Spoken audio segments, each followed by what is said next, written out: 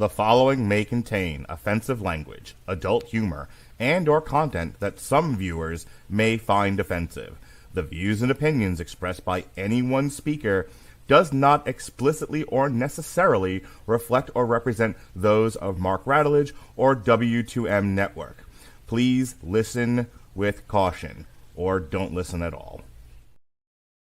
Hooray for Hollywood, where stars are living large in mansions with their servants and their credit cards in charge, with fame that's fleeting but the egos never change, where everyone's a genius except the ones who really arrange.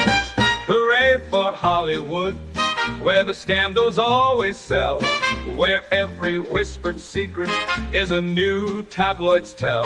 Oh, how we adore the endless red carpet galore. Hooray for Hollywood, where less is always more. Ladies and gentlemen, boys and girls, children of all ages, you are All of listening to a Radulich and Broadcasting premiere podcast, Damn You Hollywood. And here's your host, Robert Winfree. Yay! Yay. Mark, I need you to do that again. No.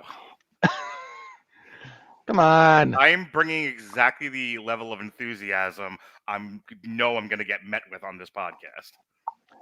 Okay, fair enough. Hi, everybody. This is Damn You Hollywood. We're talking about Venom 3, The Last Dance. It's not. It's just not. Joining us, as he has for all of our Venom reviews, we have Jason Teasley. Jason, how you doing? Doing good. Especially after yesterday's parlay win, I'm feeling really good. Where in the world Not so are you? much about Venom. I'm actually in the land of Jesse Starcher, Marietta, Ohio tonight. Oh, okay. I'm sorry. Is that why you're audio only? Yes, because the Wi-Fi here sucks. So the video, me trying to be on video would absolutely be pointless. Yeah, no, let's not have a repeat of the last one or two shows with you on.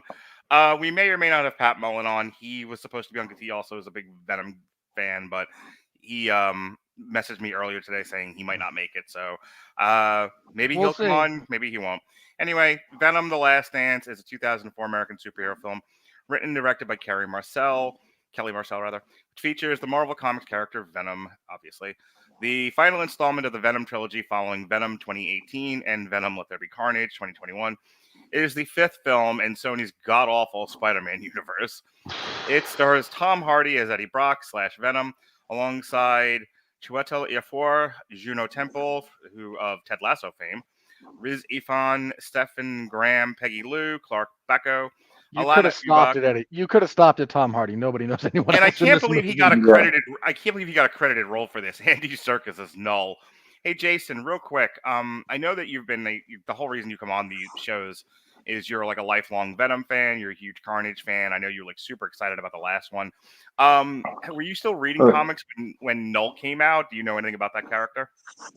I had stepped away from comics for a little bit right before they introduced Null, but I do have I do have a couple of paperbacks that I have not dug into yet with him in it, his introduction, and the big story arc that we'll be discussing that they pulled from.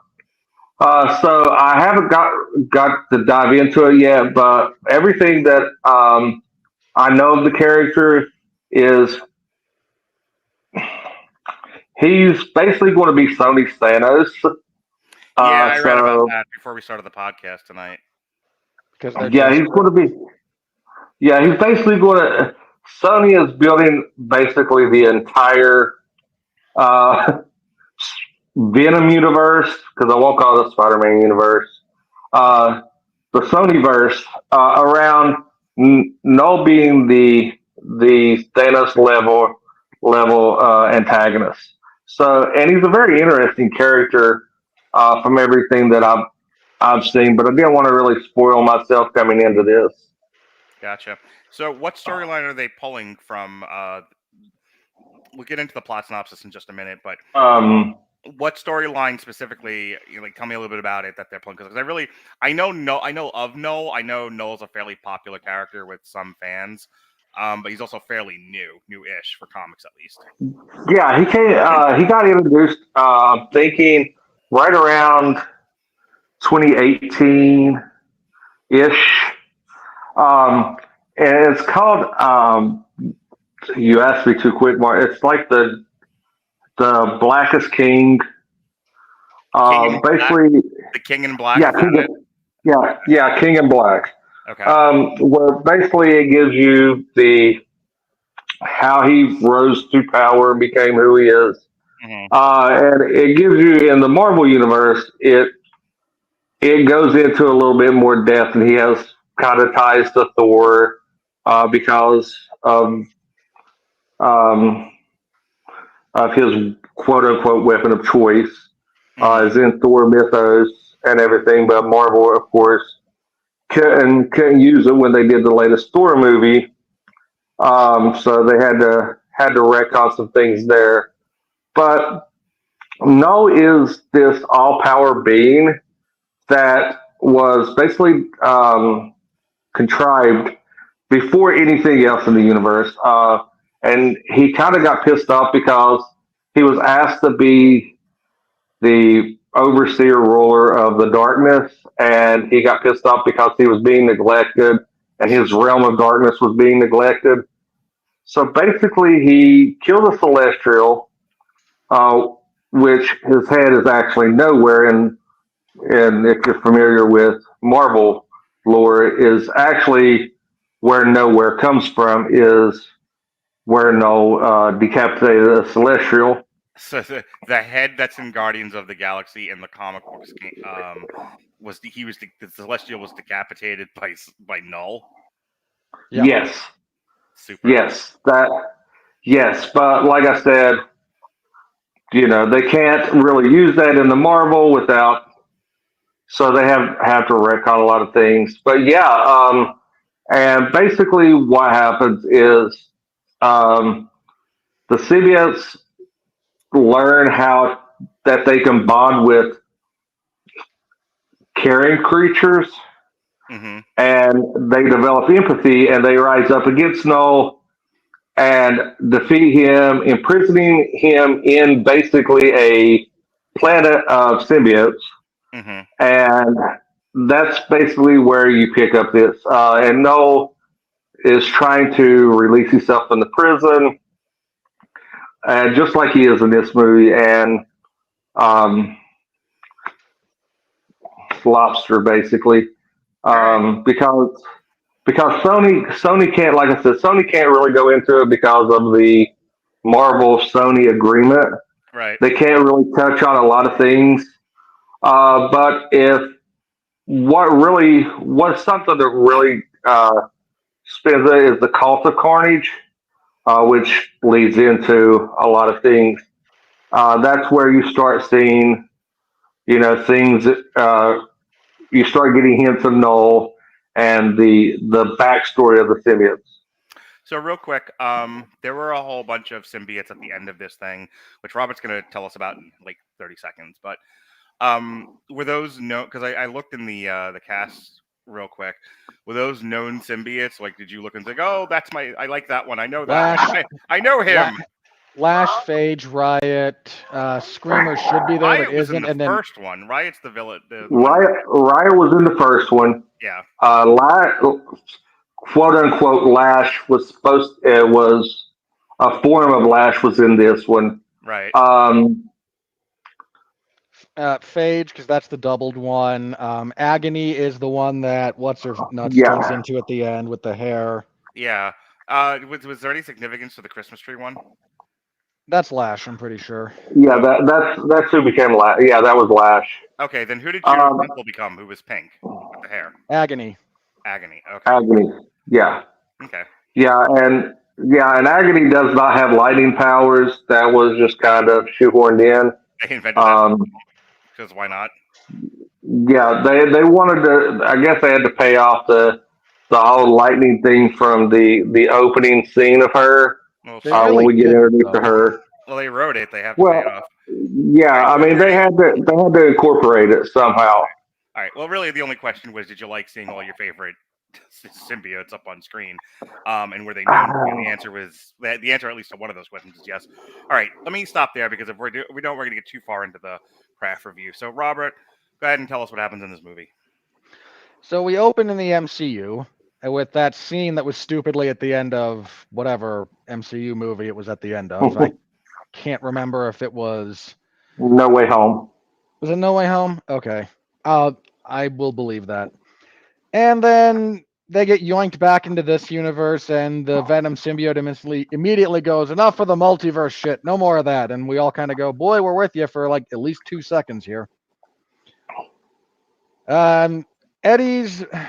Somehow Eddie Brock is now wanted for murder internationally. This broadcast in Mexico includes the incident in San Francisco where things happened. See Venom, Let There Be Carnage, or don't see it because most people didn't, and if you did, you don't remember it. And somehow the decision is made by Venom and the symbiote that, you know what? Let's go to New York, and I've got dirt on a judge that I can then blackmail because this will solve my problems across the country. It's not how that works, but okay. So now we're going to go on the road trip to New York, right?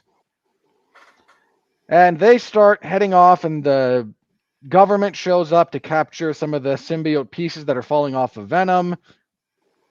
And the big thing here is we open with Null. And he's like, hey, there's finally the thing that will set me out of this prison. So go, my minions, the xenophages, because that's a weird sounding name, right? That works, right? Where everyone's going to be okay with this? Yeah. His unstoppable army of regenerating monsters that go and must locate the thing that's Venom, because that'll free him from his prison. And Eddie starts trying to again, we're going on the road trip. He kills some guys who run a dogfighting ring in Mexico, and we all agree this is a good thing.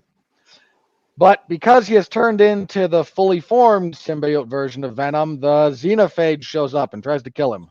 Well, it starts hunting him at this point. It attacks him on a plane because he just straps himself to the side of an airplane. Then falls off, and Venom gives the exposition that we were just given as the audience. And then about 5 minutes later, the military and the scientists operating on Area 55, where they contain symbiotes, get the same bit of exposition from another bonded symbiote. That's to the guy he was supposed to have killed in Venom Let There Be Carnage, but nobody cares about that, so we'll just never speak of that again. And he starts wandering through the desert, does Eddie, trying to find his way home. There's the Venom horse scene. He gets chased by the military because they don't like him running around. The xenophage shows up, kills a bunch of people because it's an unstoppable killing machine. Chiwetel Ejiofor is here, totally not being conned into this by thinking it was a Marvel project, like poor Dakota from Madam Web.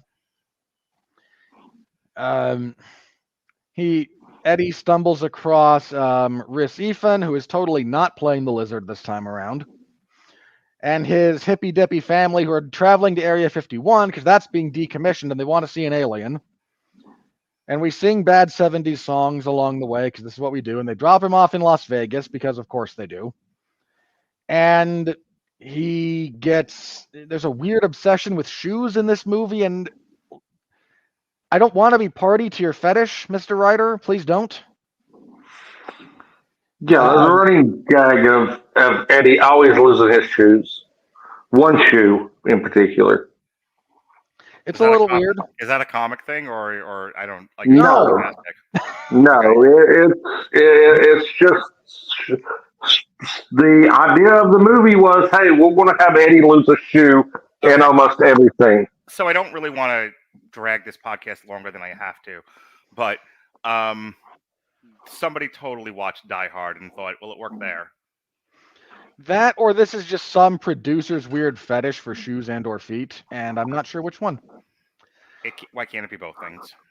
I'd rather impugn a worse motive. Especially with the Las Vegas scene, there has to be some fetish. Yeah, Tom Hardy's bare feet get peed on. There is no way that's not somebody getting off to that. I'm just saying. Come on, Mark. That's totally a setup for one of your lines.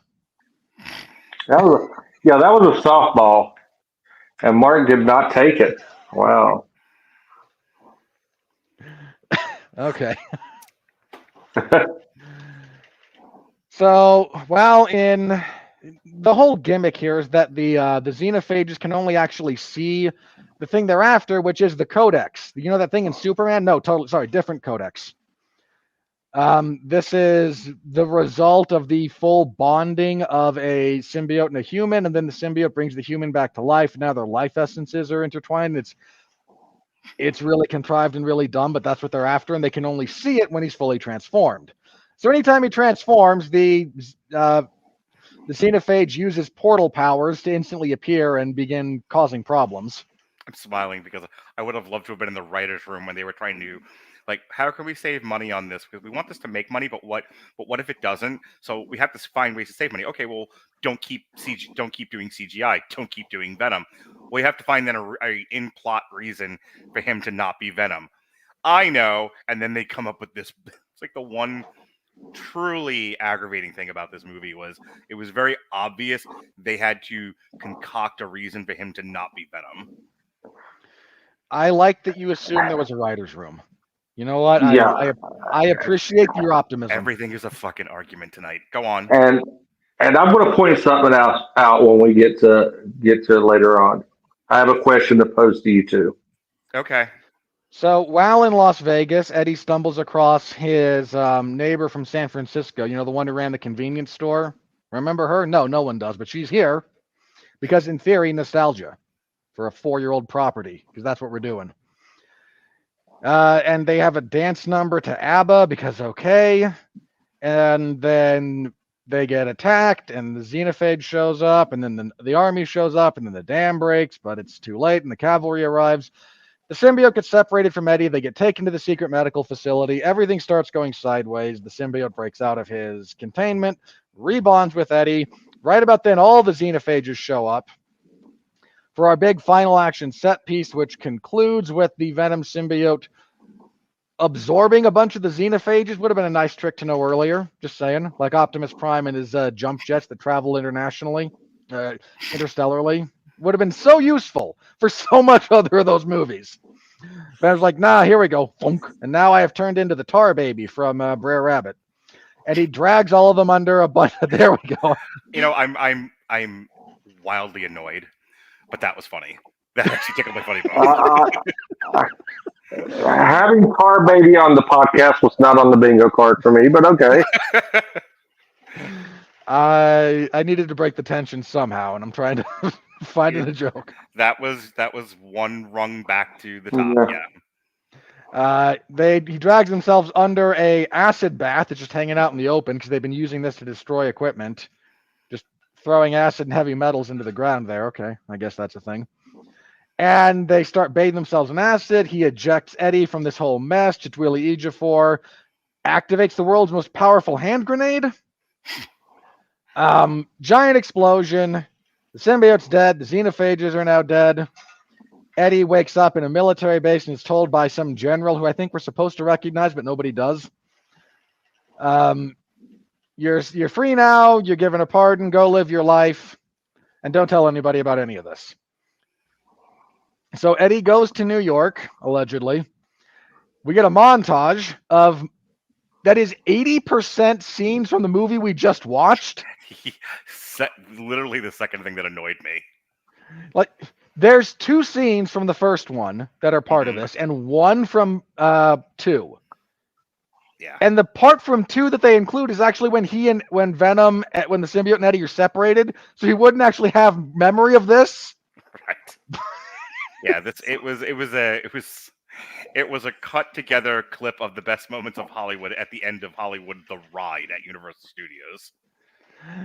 And Eddie then goes, because they've done a thing where Venom, the symbiote, wants to see the Statue of Liberty because they're loosely referencing at least one major event. I want to say it's Maximum Carnage, but don't quote me. where the Statue of Liberty gets kind of turned into a symbiote, and the face gets changed to one of the Venom. It's a Carnage and Venom thing. I don't remember the actual story. So they're referencing that, and then Eddie, like with this weird musical choice and a montage of moments that we just saw, like 20 minutes ago, then looks longingly at the Statue of Liberty and goes, "I'll never forget you, buddy."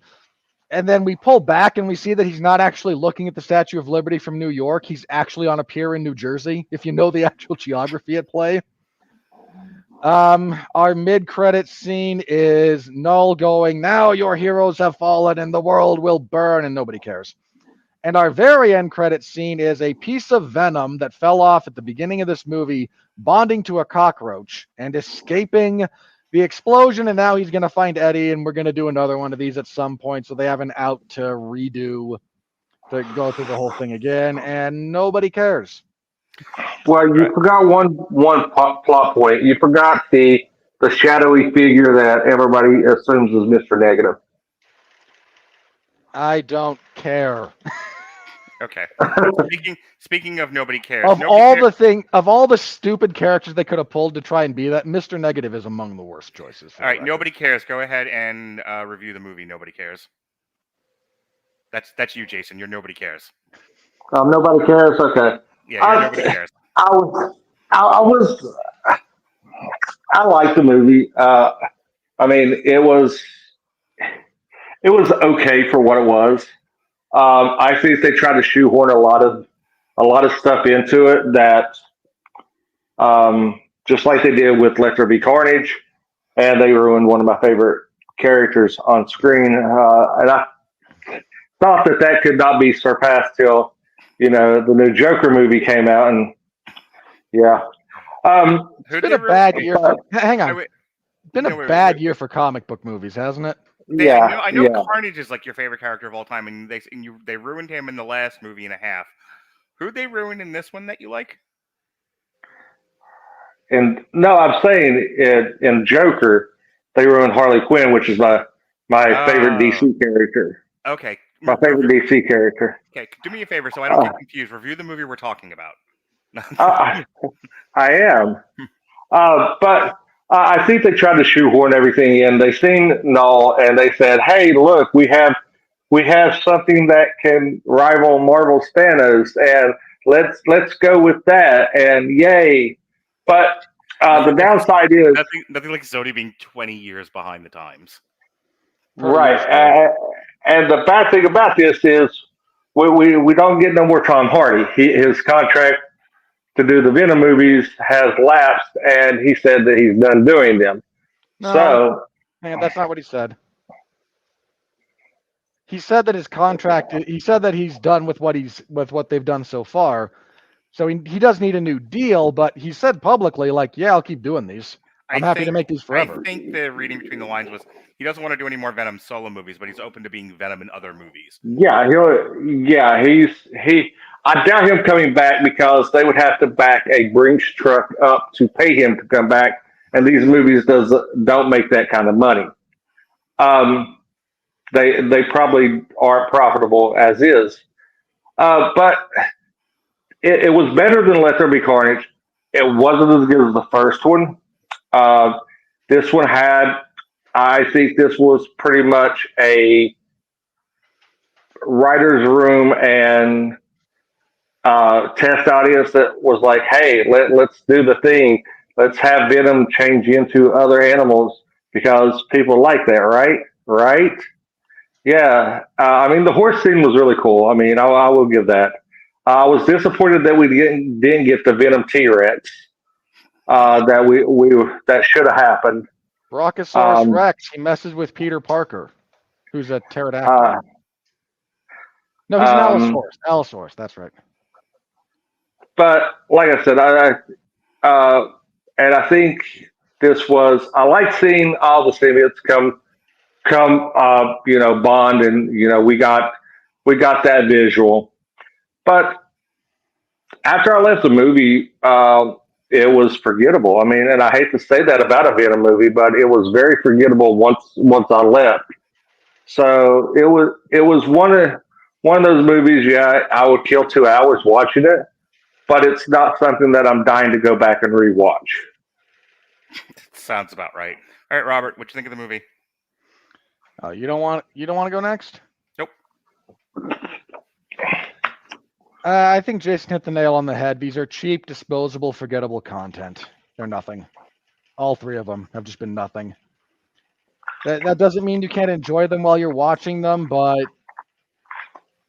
these are unmemorable, almost deliberately so, I feel like. Like, you don't remember anything about them.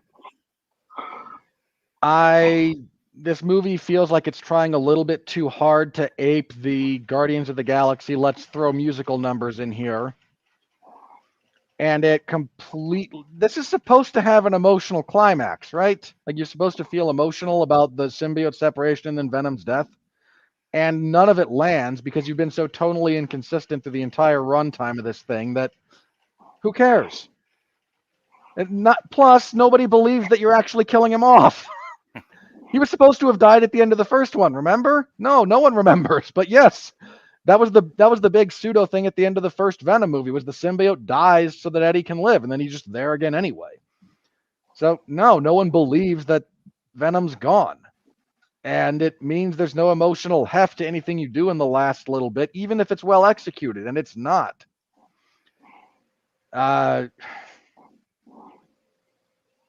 Bless Tom Hardy, he's trying, man. If there's one good thing about these movies, he's actually had a pretty good handle on Eddie Brock. And I appreciate his trying, and I hope the check's cleared, is the only big takeaway from that.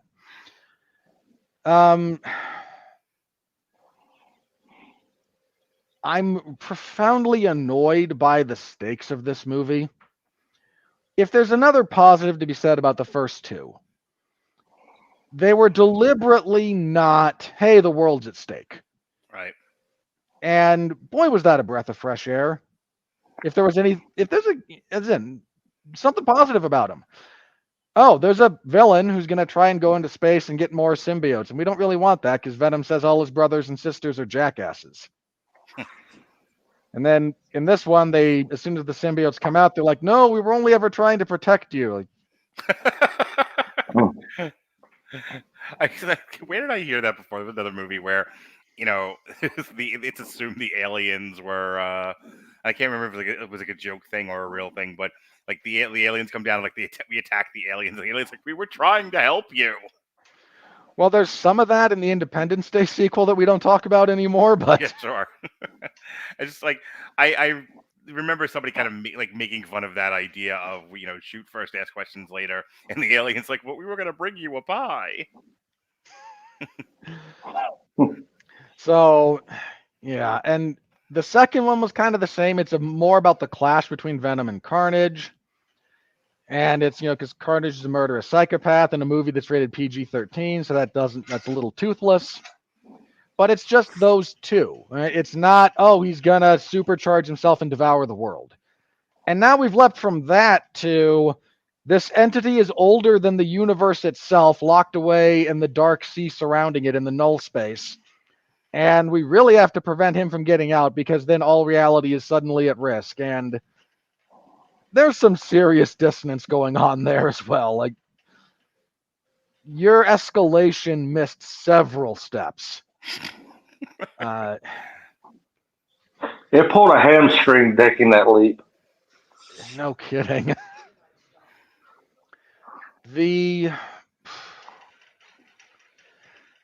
This is not a well-paced movie. I don't mind movies that have like time for character and whatnot, but I don't need to sit in a van for 3 minutes listening to the hippies sing Space Oddity. Ever. The humor in this is clearly designed for an audience of like 3 people, all of whom were writing it. And so almost none of that landed. But humor's subjective. I'll grant that other people might have been amused by some of that. Yeah, this is... I can't quite say this is like the worst movie I've seen this year. I'm not entirely sure it's even the worst theatrical movie I've seen this year. If I take streaming out of the equation, just for the record. Okay. If I take streaming out of the equation, is this the worst theatrical movie I've seen all year? I am not about to get into any kind of an argument with you tonight. Worse than Joker? Hang on. This is not worse than The Crow or Madam Web. It's not worse than Crow. Definitively, it is not worse than the Crow remake. Like that, 1,000,000%. Here, I'm gonna say this, and you feel free to argue with it. I can't stop you, but this is one of those things where maybe instead of arguing with me, take a breath of self-reflection. This movie is not hitting you well. It's not worse than Madam Web. Madam Web was a poorly made movie, but Madam Web didn't quite hit you as poorly as this one is.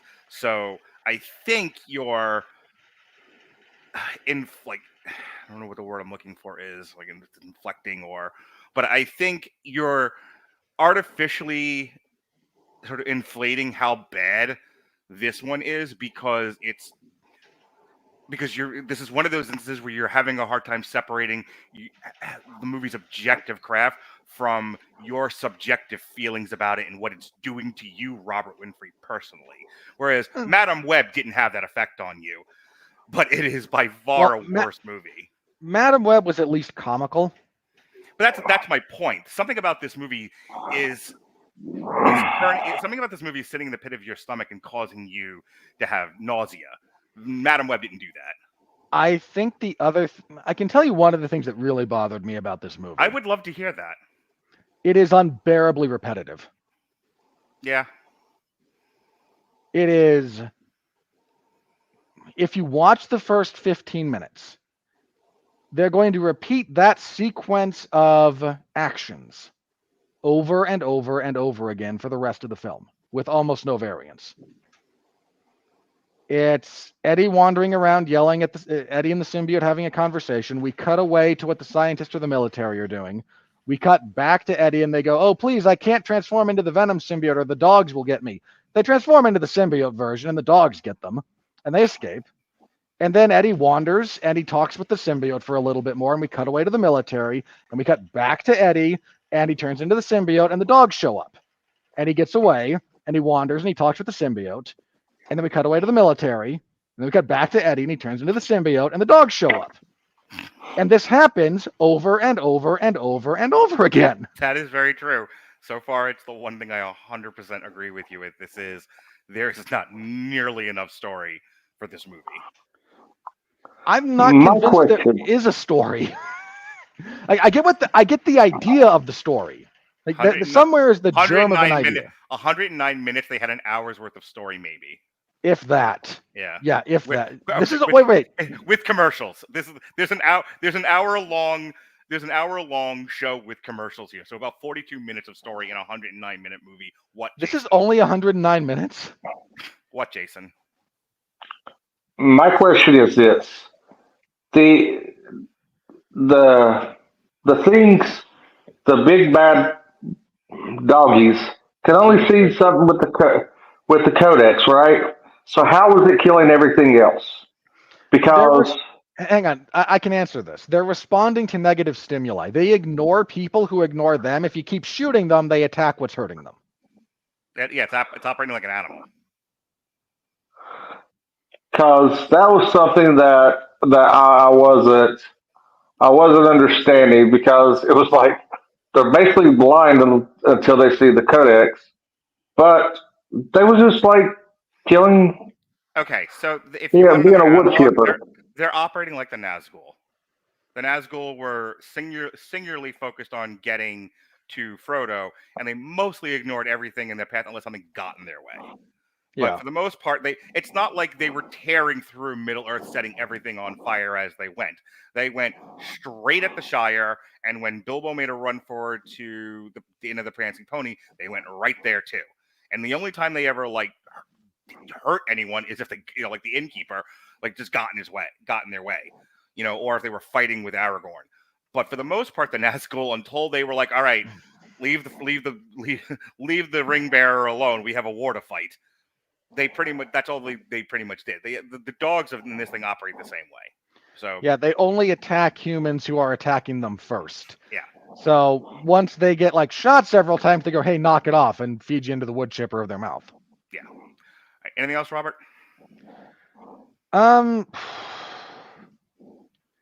No, this is a franchise that I'm baffled by its. You and I, when we reviewed the first one, kind of went, I don't know what we're gonna do here. Like they tease Carnage, but we go like, I don't know if there's appetite for this. And then China comes through, saving the day. Yeah, this was the World of Warcraft of that year.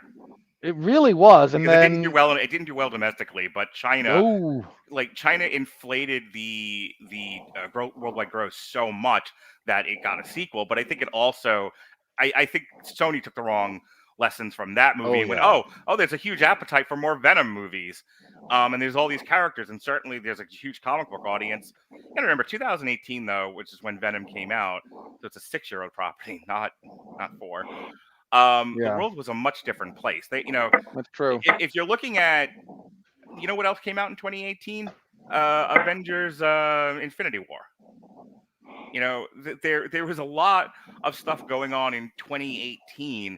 You know, we're almost at like the height of comic book movies. So true. There was a rising tide lifting a lot of ships, and Venom was a part of that. And then so sure there was, and then you're going to introduce Carnage. And no one knew at the time what we were going to get with Let There Be Carnage. We assumed we were going to get the bloody. Well, I can tell you what we should have gotten. Well, nobody cares. We thought we were going to get this violent, bloody, because Sony wasn't necessarily held to the same rigmarole as Marvel and Disney. Well, Marvel's brand was very broad audience, family friendly. Marvel movies are for kids, and I don't say that pejoratively. I say that so everyone understands what's going on there. Sony and these had ones freedom could not. They could have gone a different direction. Right. Sony had the freedom to go in any direction they wanted. And they decided, what would be funny if we turned Venom and Brock into sort of an odd couple, poly-queer, weirdo meditation on relationships. And after that, I just kind of threw my hands up. So let's talk about what I thought of this movie. It didn't quite hurt me the way it seems to have you two. But I don't have. Let me say this. Instead of being a jerk, let me shake off the last hour and come at this straight. I don't have any sentimental attachment to anything comic book related anymore. None of it. I barely have a sentimental attachment to things I like. Like Batman or whatever. I just don't care anymore. So I go to these things because I want to spend time with my kids and I want to come on this podcast most of the time and discuss it with my friends. But outside of that, I have zero emotional attachment to any of it. I don't care what they do with these characters. If the movie craft is solid, I'm going to say it's solid. If it's not, I'm going to say it's not, and then I'm going to move on to try to figure out how to pay my bills. That said, for the 109 minutes I watched this movie, I was mostly entertained. Feels like, oh, damn you, Hollywood. I was entertained. It's good. I wasn't entertained. It's bad. But me and my kids enjoyed it. There weren't any major complaints when it was over. My kids had nothing memorable, but my kids definitely had a few comments when it was over, and then we were thinking about other stuff. Let me break the movie down as I saw it. Rob is not wrong. There's a lot of repetition in this, and they kind of come storming out of the gate, and then there's a long break of character stuff and relationship building. And it's not that I didn't like it, because I did, but it also goes on interminably. And then we're into the third act, and we're at a breakneck speed again. As I said before, there is not enough story to carry this movie. It's basically Thanos is trying to take over the world, and they need the ring of power to do it.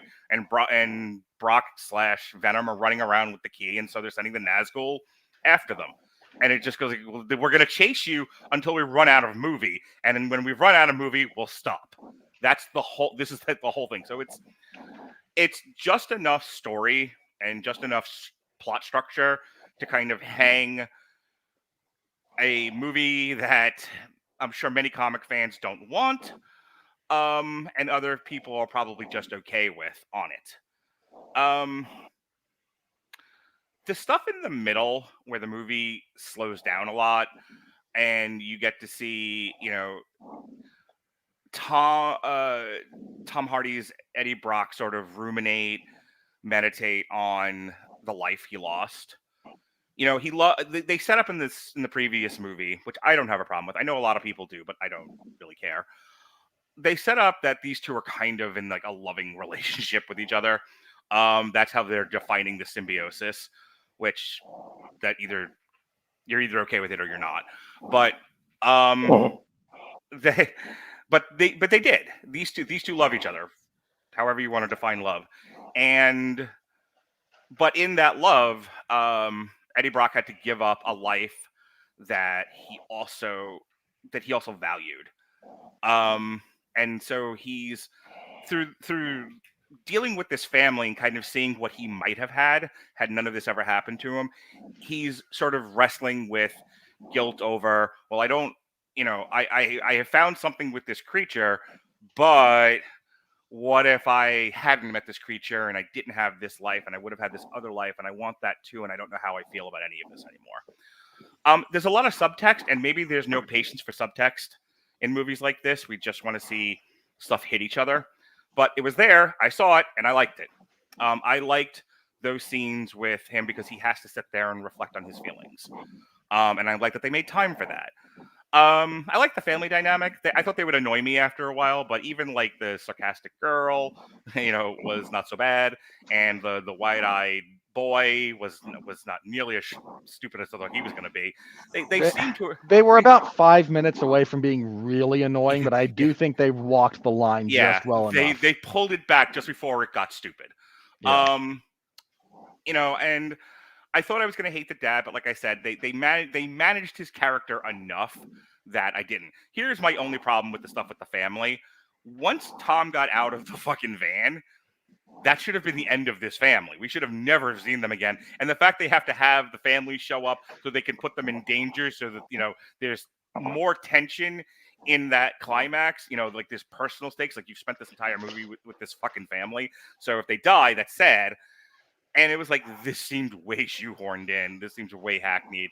And then the father saves the day with a bazooka. Oh my god! Yeah, that was. I was like, come on. Oh, that was dumb. I'm willing to forgive a lot of things that I'm sure other critics and other comic book fans are not going to forgive, and I don't care. But that one, I'm like, what are we doing here? This is dumb. I genuinely was sad. They've done enough to build up the relationship between Eddie and Venom that when there was a question of who was going to end up sacrificing themselves to save the day, and it ended up being Venom, I was sad when it happened. Didn't quite, Coco cry or anything like that, but I was definitely like, oh, that makes me sad. Overall, it is the slightest of slight movies. It is, I don't want to be dismissive when I say this, but I don't know how else to define this movie. It is popcorn fare. It is literally like what you're kind of supposed to go to the movies for. Here's a little something for you to think about. Here's a little something to hit you in the feels, but it's mostly, the one thing though I'll agree with Robert on in his sort of overall take with the movie is how you use the word forgettable, and there's another word that I'm trying to grasp at, disposable. How disposable this movie really is. It's one of those where it's a candy movie. You go, you experience the candy, you throw it away, you move on with your life. It's not going to stay with you. It's not going to change movies in any kind of way, and it's going to be forgotten about in about a week, if that. It has zero impact on the film landscape. It is more of the sludge. Does that mean it was all bad or all good? No. I just went through 10 minutes of what I thought was good and bad about this. But it's also just more of the same old gruel, and it's hard for me to find a emotional reaction to gruel. So this is a problem I have with the larger movie landscape at the moment. I'm using Venom to highlight it, but this is not exclusive to Venom. But the assembly line, mass-produced, again, forgettable, disposable content mill Yeah. is, if you want to know part of why the theatrical experience is suffering, we need to be honest about how some of it is that. Some of it is that there's nothing there. I shouldn't say there's nothing, but we've talked before about the components at play with the theatrical experience becoming less and less important. And there's a lot of them. One of them is that the stuff being made is so forgettable and so uninteresting and so clearly, again, pumped out of an assembly line and to just be discarded, that no one wants to make the effort because it's not worth it. And that's a component of how everything is dying off. And it's sad. So I asked ChatGPT how many films debuted nationally in theaters in 2000 versus 2019. And it says in 2000, 478 movies were released in U.S. theaters, while by 2019, this number had nearly doubled to 792. Yeah. Mark, you mentioned a candy movie, so I'm gonna take it a step further. The candy that this movie would be relatable to is fruit stripe gum. In 5 seconds, you forget about it. Okay. Oh, that is a callback. Yeah, you get like 3 seconds of flavor out of that. Also, Yeah, the CGI, two things, just because they were mentioned before. The CGI in this sucks. Venom looks like fucking Roger Rabbit. Okay, so I'm not gonna get on this scene conceptually. I think it's stupid, but I'm gonna leave that alone. But there is a dance number in this where Venom and the old Chinese lady dance to ABBA's "Time of Your Life." It's funny because I kind of want to talk about queen. that, but go ahead. Say what you got to say. So I'm leaving aside the bizarreness of the decision to have in the middle of a Venom movie an ABBA dance number. I will deal with that in a moment. But it just looks bad. Yeah, it looks terrible. He looks like Roger Rabbit. It just looks. Roger Rabbit actually looked good. Yeah. By comparison, it looked like clearly a cartoon character interacting with a human, but the human doesn't know the cartoon characters. They sometimes they'll give you like a mop or something to work with so that you have something with weight. And or we've seen other performances where clearly people don't know how to act on a green screen or or with like floating objects, and it looks really bad. It was one of those things. They established in the second movie, whether you love it or hate it, that Venom is basically a toddler, kind of in the same sense that what's her face, the redhead from Poor Things, Emma Roberts. No, Emma Roberts was in Space Cadet. This is no, sorry, Emma Stone. Thank you. You're right, Emma Stone. Venom, very similar in nature and character to Emma Stone's character in Poor Things. It's a toddler kind of of sex. It's a toddler kind of discovering things in an adult body the way an adult would without the having grown through adolescence. So again, if you're a 40-year-old toddler and you're discovering sex for the first time, you're going to be kind of weird about it. They established a lot of this in the second movie, and they didn't double down on it, thank God. But only because doubling down on it would have made this way weird. You couldn't. There were. It would have become an entirely different movie for a weirder audience. Yeah, this would have had to have been an art house feature if you wanted to take what they kind of played with in that first one. Together, Venom and Poor Things. That's the worst thing I've ever heard of conceptually, by the way. So what I'm getting to is they couldn't double down on it, but they did continue it. At least there's character consistency in how they treat Venom. So him having a impulsive, not sexual, it wasn't in any way sexual, but an impulsive kind of feel-good moment with a lady he had affection for and wanting to dance. And I laughed hard at this line. He's like, we never get to do anything I want to do, and it said every woman ever. So I was like, the supreme irony of that line coming out of that creature after this movie. Yeah, well, the point being, the scene tracked for me because it tracks with how the character behaved in the second movie, and how they treat this character. And I get that, the Jasons, the Roberts, the Critical Drinkers, the Andres from Midnight's Edge, and every other comic book fan is like, this is not the Venom that we read in the comic books. Okay, well, it's the Venom they created in the second movie. What do you want from me? Anything else, Jason? Hang on. Wait, outside hang on. Robert wanted to say something, and I cut him off. Go ahead. As a brief self-defense to the implication there, I have no affection for the comic book. Oh, For the okay. record. Fair. My gripe with the first two was, this is especially true of the first one. Mm-hmm. You sort of set up this as a darker, grittier world and a darker, grittier tone for And this. completely abandon it by the second movie. And more importantly, as far as the second one goes, you abandon it at the moment when the murderous, violent psychopath is running around with like incredible power. That was a bad choice. If you want to get up on the table and bang your shoe and scream about these movies, its worst offense is the tonal inconsistency. You can't have the character who wanders around hatcheting people and there's blood everywhere and go, also polyqueer dancing rainbow colors.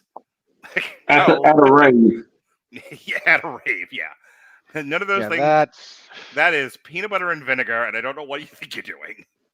And once again, we got a little bit more of that here. With less than in the second movie, but yes. Oh no, the second is by far the worst offender of this by a million miles. It's still present here. They're running for their lives way too much for him to focus on. I want cookies and I want cookies and ice cream.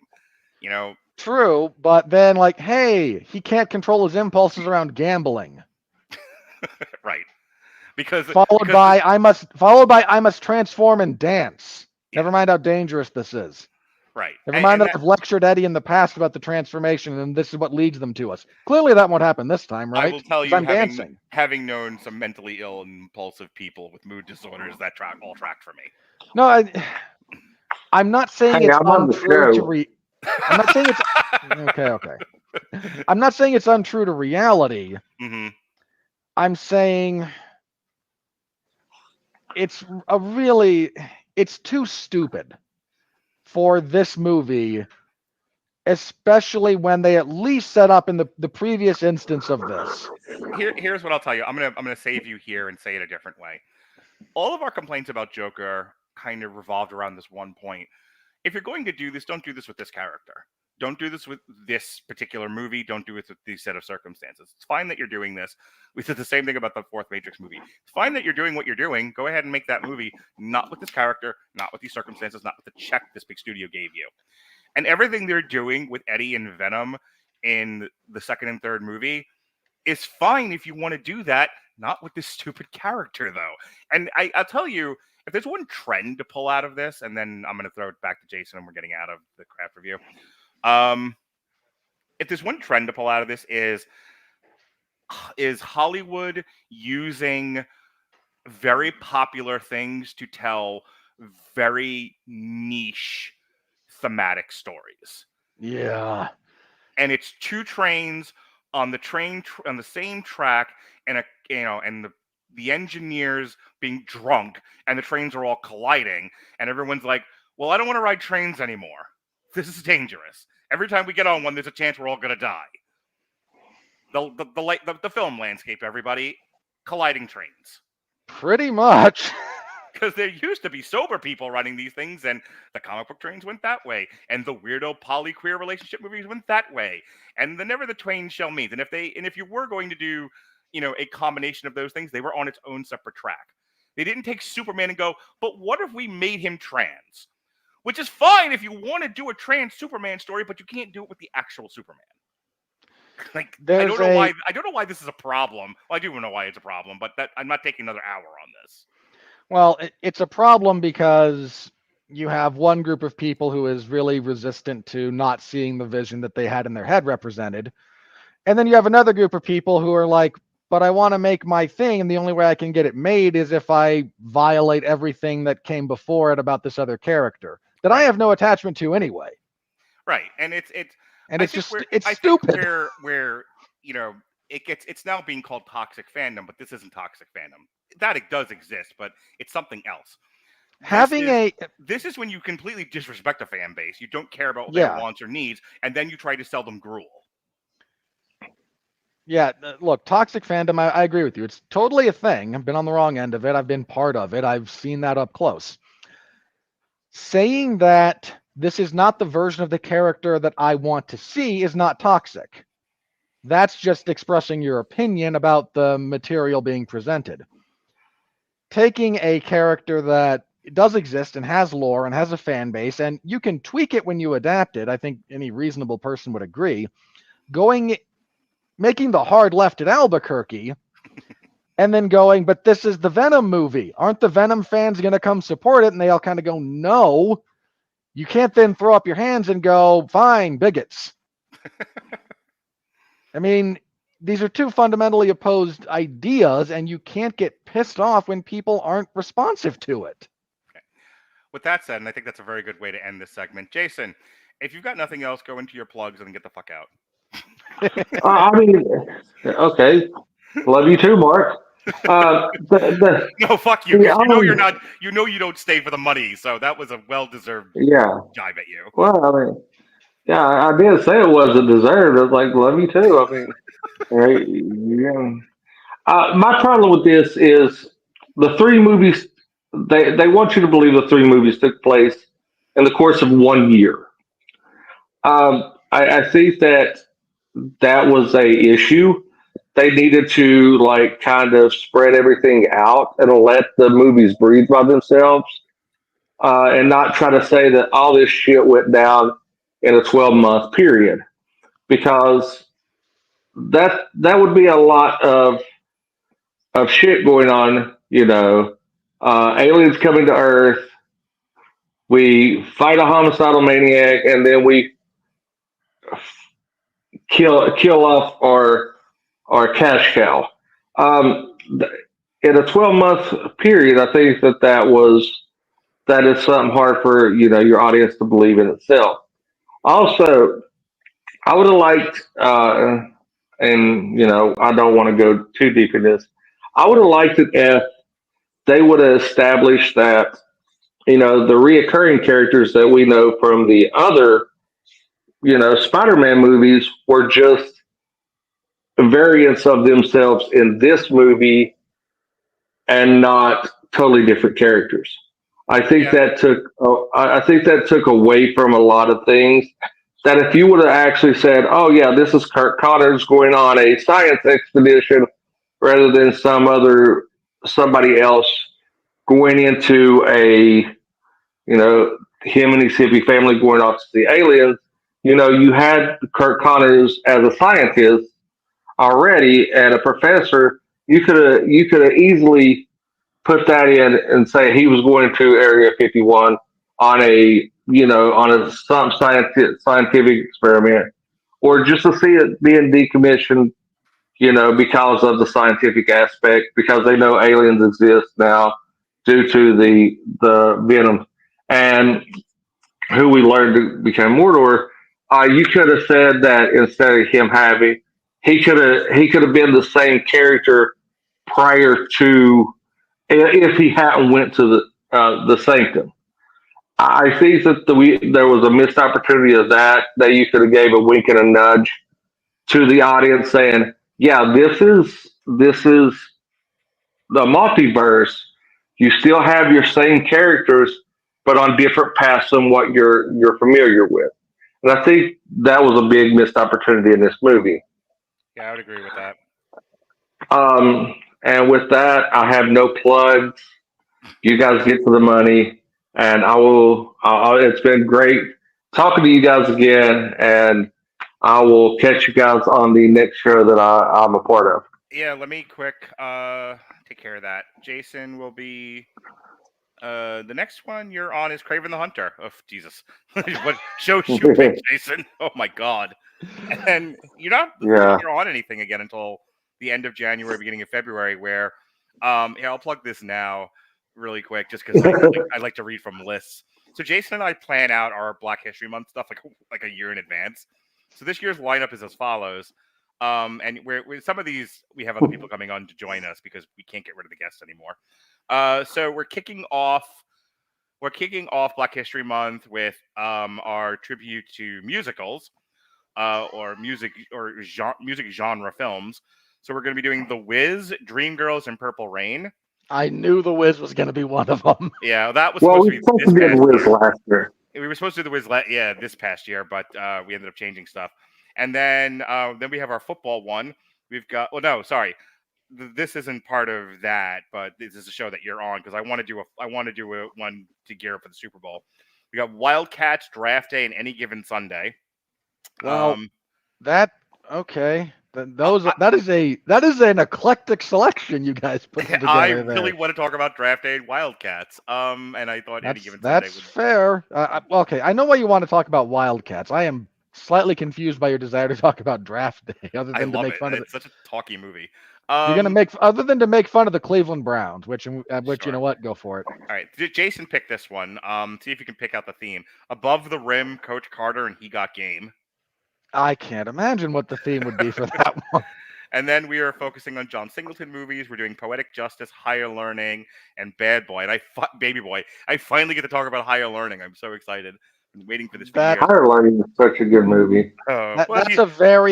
Mark, you're gonna have a very good time talking about that movie, and I look forward to it. Oh yeah, well, I love Higher Learning. What are you two doing there? Plotting? Yeah, we're plotting to steal the knowledge. Fucking Ice Cube. Anyway.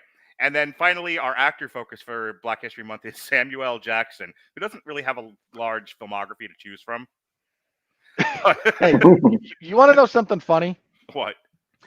This is a true statistic. Mm-hmm. Do you know the two actors who have the highest grossing box office returns? Samuel Jackson, who else? Harrison Ford. I believe that. So those two have gone back and forth trading that slot. That's awesome.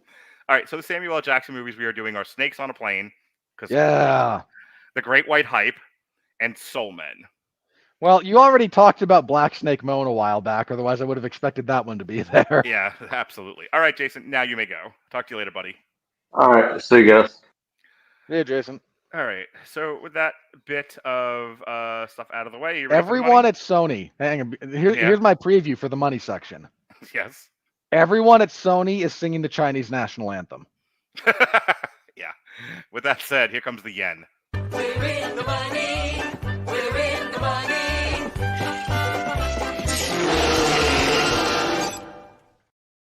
You're gonna make me say it, aren't you? I don't remember what Chinese money is called. Okay. As long as you knew it, I'll let you off the hook. I'm like, that's Japanese, but I don't remember what the Chinese money is called for that joke to work. I don't either. I used to. It starts wand? with an R. I'll look it up. I think it's the wand. Maybe. Or I might just be making things up. Anyway, renminbi. Renminbi or the yuan. Y-U-A-N. So, okay. I was close. Yeah. No racism accusations coming our way this time around. Unlike your baby metal review. Not at the moment, at least.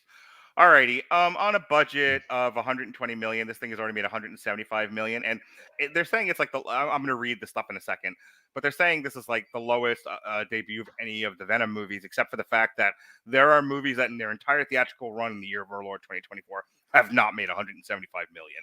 Well, hang on. In fairness, it's the lowest opening for a Venom movie. It's definitely the lowest opening for a Venom movie domestically too. Yeah. Like its domestic take was what, 30? I'll tell you in a moment. As of October 27th, Venom: The Last Dance has grossed 51 million in the U.S. and Canada, 124 million in other territories for a worldwide total of 175 million. According to Deadline Hollywood, the film needs to gross almost 500 million in order to turn a profit. I don't. We've talked about this before, but it does bear repeating since this movie is mostly going to be relying on international grosses. Mm-hmm. Studios get about 50% of a ticket sale in the United States and Canada and a lot of the Western markets. They get like 0.2. So instead of they get like, so if 50% is 0.5, they get like 0.2, 0.25 or something from China. So you actually need to make more money in China to get the same profit that you do out of lesser takes domestically. Yeah, I'll be curious to see if it makes 500 million. I don't think it will because I mean, not November is really loaded. I mean, we're not even doing Damn You Hollywood for the next 2 weeks. But the end of November is always chock full of stuff, and this one's no different. I think at the end of the month you've got Moana 2, Wicked, Gladiator 2. So there's stuff. We'll see how it does. And we'll get to talk about the bomb that is Red 1. Yeah, Red 1 as well. Let's spend $250 million on this. That's a good idea. That was supposed to go directly to Prime, and then they were like, "This is so good, we have to release it in theaters." Let me tell you how my kids and I have been looking forward to that one all year. As soon as we saw the trailer for it, like we all looked at each other like, "This looks like the biggest stupid fun ever." So I don't know how well it's going to do. I don't know. It certainly looks like the biggest stupid. But I'm looking forward to it because I don't mind stupid fun. I do hope you and your kids have a good time. I am going to probably want to pull my eyes out. By the end I was gonna say you are going to be sitting there just gently petting your pistol. And I don't mean that sexually at all. No. You're Mayor Quimby up there in the Who Shot Mr. Burns episode going, "It has been brought to my attention that many of you in the audience are stroking guns." Anyway, that being said, in the U.S. and Canada, Venom: The Last Dance was released. So it's like Conclave. By the way, Conclave is probably going to be something we're going to end up having to review. That's getting Best Picture buzz, and I'm actually like genuinely interested in it. I don't think I'm going to see it in the theater, but it's definitely a movie I'm gonna want to watch at some point.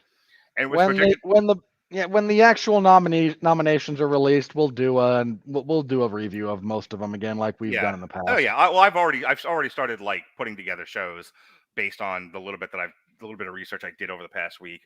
It was projected to gross around $65 million from over 4,000 theaters in its opening weekend. The film made $22 million on its first day, including $8.5 million from Thursday night previews. It went on to debut $51 million, finishing in first, but marking the lowest opening of the series. Deadline Hollywood attributed to the underperformance of the ongoing Yankees-Dodgers World Series. Yeah, sure. What was it? Sure. What was the other World Series is really why people weren't flocking to the theaters to watch Venom 3. Was it a UFC event or something else where they were blaming all kinds of sports and everything else? What am I thinking of? There was something. No, you're right. I think there was one where they blamed a UFC event for the poor turnout, or the UFC at one point blamed everyone went to see Avengers. Nobody bought the pay-per-view. Like, buddy, that's not how that works. Yeah, no. Dana, you lying sack of crap. But here's another good line: an alleged audience-growing weariness of superhero films and trilogies. We spent the last 5 minutes of the craft review talking about when you keep kicking and abusing people. It's the height of hubris to expect them to want. Hear me when I say this, and everyone take this every way you want, including you. When you constantly abuse people, stop being surprised when they walk away from you. The expectation that you can abuse people ad nauseum and they'll stay with you forever is the height of hubris and makes the abuse 10 times worse. Having said that, treating comic book audiences, people who genuinely enjoy superhero films and supported them for as long as they did, like we talked about this, I think, with Star Wars and something else recently. It was the same thing. You actually said this really well. It was like the expectation that you can just do what you want with the IP and abandon the fan base, but the fan base will. Yeah, we were talking about this with Disney and Star Wars, where it was like, we're gonna do what we want with this, but the boys will always be there, and like, no, the fuck they won't. Yeah. So I'm getting tired of repeating myself. I'll tell you that much. It's part of why like my enthusiasm for stuff like this is waning fast. Nevertheless, the film's international box office gross would help offset its weaker performance at the North American box office. All right, so let's talk about the weekend that was. Venom debuted #1, no surprise there. Smile, which we did not review, I have zero interest in. I don't know. Have you seen it? Heard anything about it?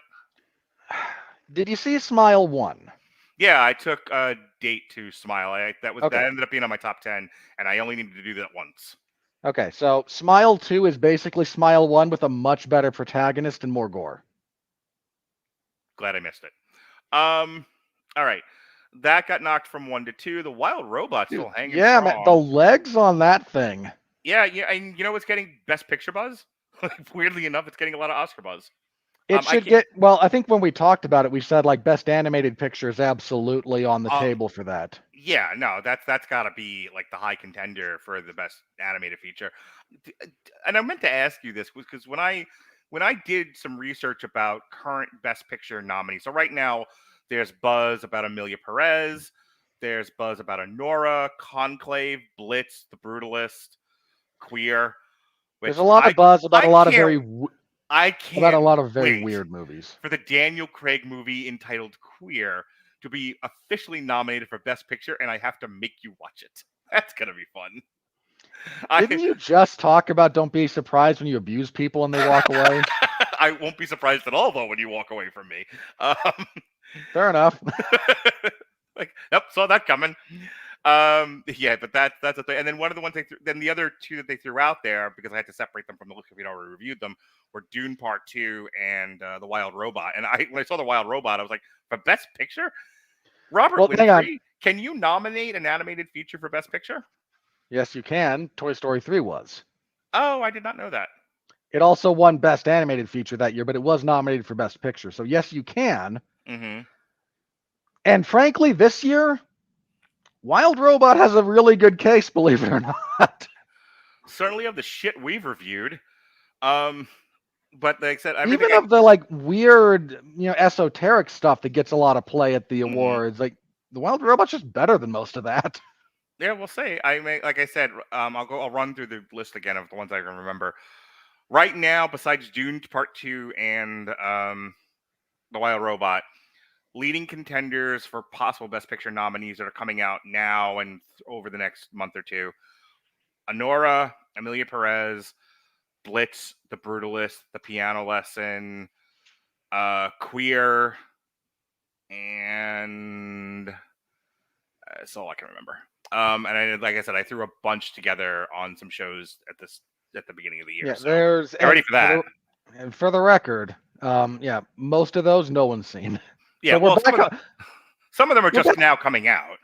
True, but so we're back on the trend of, hey, here's all the movies that nobody saw that we're gonna nominate. Like, I think Emilia Perez is going to Netflix. The Piano Lesson's going to Netflix. Blitz is Apple Plus. The Brutalist, I think, might be Apple as well. I'm trying to remember which of those I've heard of. I think I've heard of Brutalist, but the others are. Let me tell you, of that list. So as much as I just you pinched your nipples and poked at you about Queer, because I'm sure it's going to drive you right up the wall. The opposite of that is The Brutalist, which looked like a very Robert Winfree movie. Like, I saw that and I'm like, this is going to be the one he's going to want to talk about. I can almost guarantee it. We'll see. Yeah, go give it a quick Google search when you have a second, and you'll know why I said that, and it's not an insult. All right, so Sure, it's not an insult.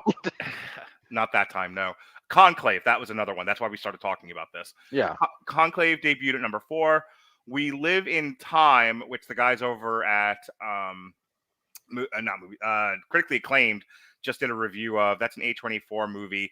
It's an interesting premise. It looks like it was number 5 last week. It's 5 this week, and it's 3 weeks out so far. So it got its wider release, so it actually opened fairly well for a limited release and then held its spot. Right. The most successful movie of this year, Terrifier.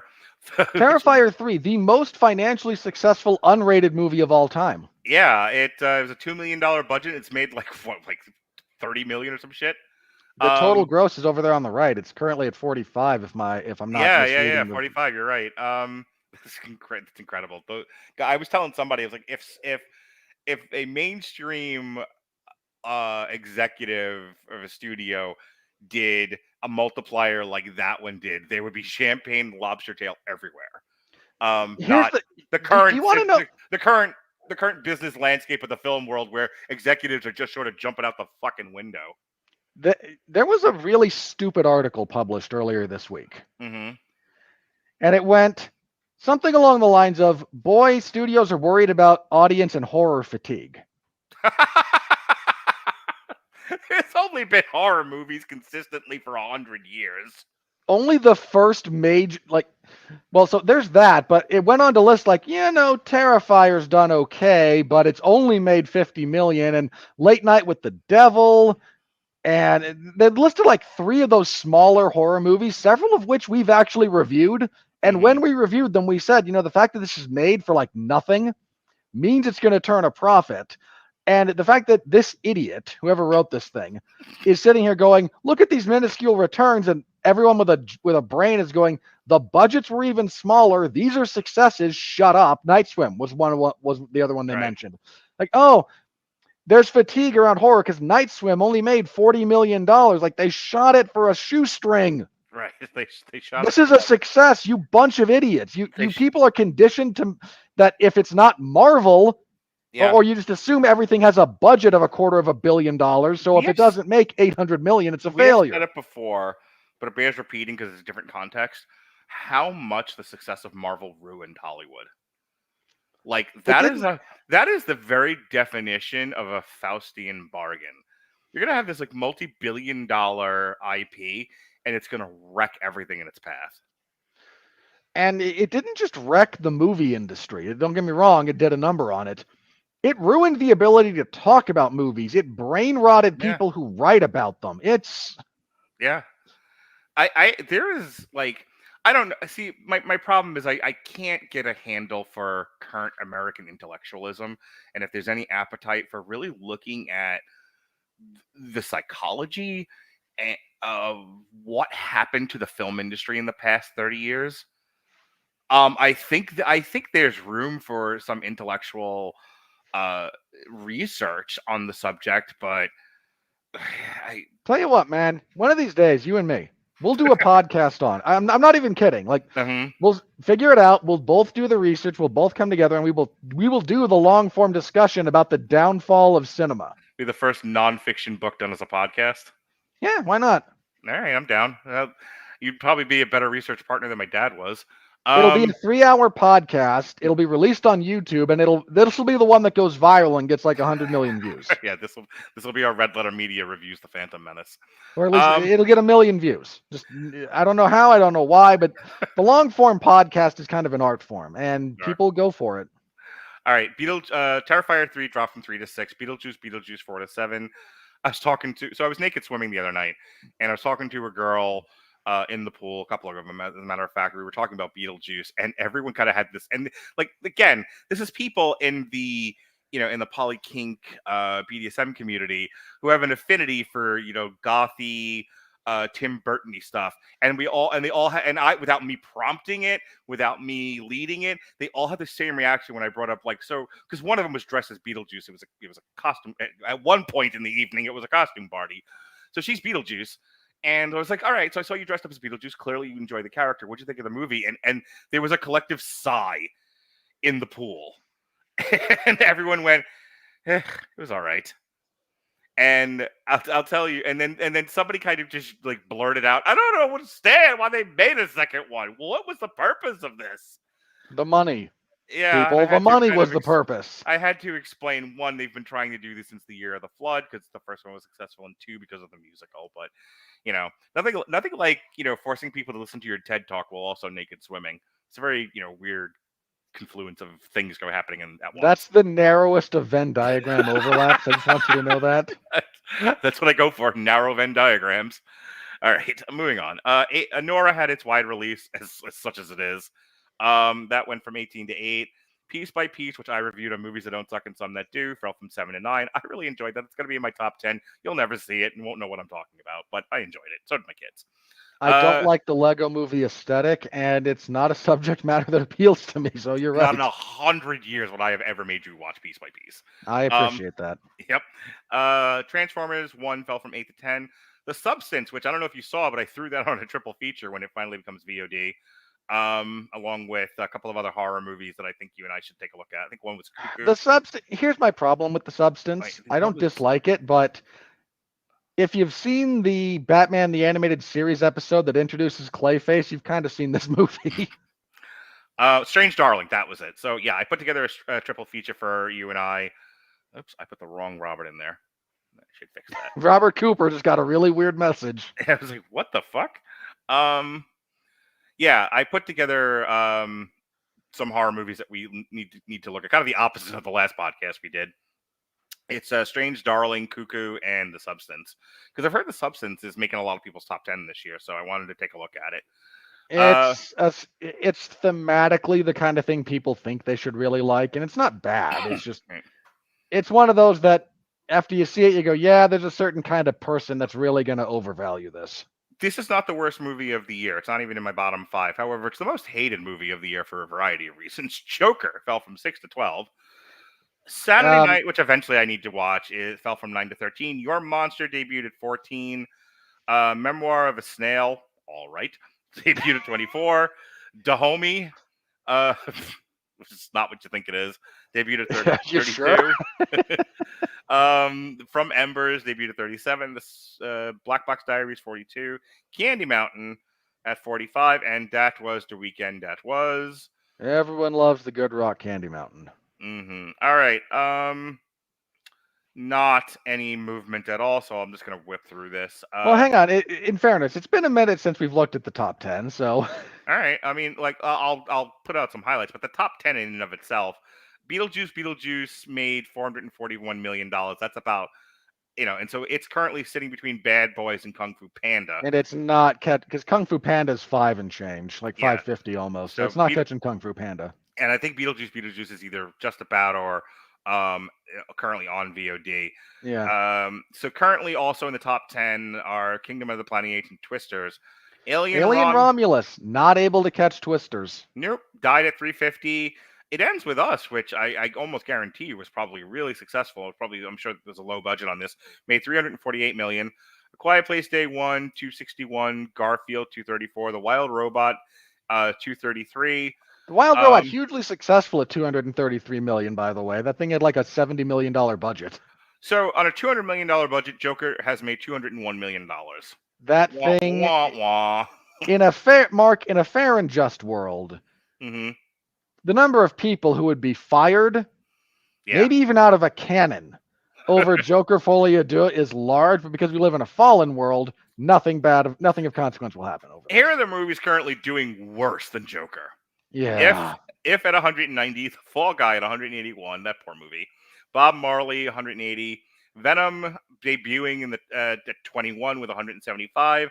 Furiosa, poor George Martin. No, not George Miller. You know what? I very rarely feel bad for movies in this spot. But you're right, man. I think both Fall Guy and Furiosa, I don't know why they couldn't find an audience. Like, I'd have to really sit down and look at that. But both of those movies are better than those box office returns, and I didn't actually care all that much for either one. Yeah. The Beekeeper is at 152. Civil War at 126. Huge success for The Beekeeper. Transformers 1 is 124. Long Legs, but I think that's wildly successful for that movie. Oh, Long Legs is wildly successful. It had a very small budget. 109. Mean Girls, 104. That's a big failure. Madam Web is at 100 million, and everything else is number 30 and above, and less than 100 million. There's Argyle. Some fun ones. Argyle's Challengers, Smile 2, Trap, Speak No Evil, Terrifier at a monumental 55 for a $2 million movie. Yeah, Terrifier's a huge success. Yeah. All right, so that is that.